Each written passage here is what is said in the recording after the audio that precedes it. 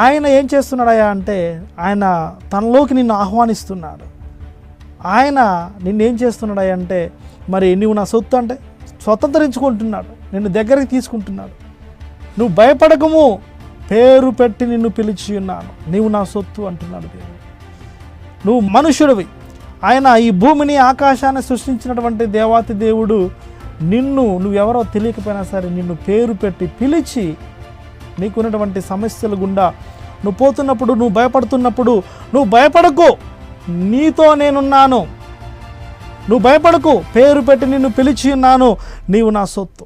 ప్రియమైనటువంటి దేవుని బిడ్డలారా, ఈ కార్యక్రమాన్ని చూస్తున్నటువంటి నువ్వు ఏ పరిస్థితిలో నువ్వు ఉన్నా సరే, ఎటువంటి బాధల గుండా నువ్వు పోతున్నా సరే, ఎటువంటి సమస్య నీకు వచ్చినా సరే, మనం భయపడుతూ ఉంటాము.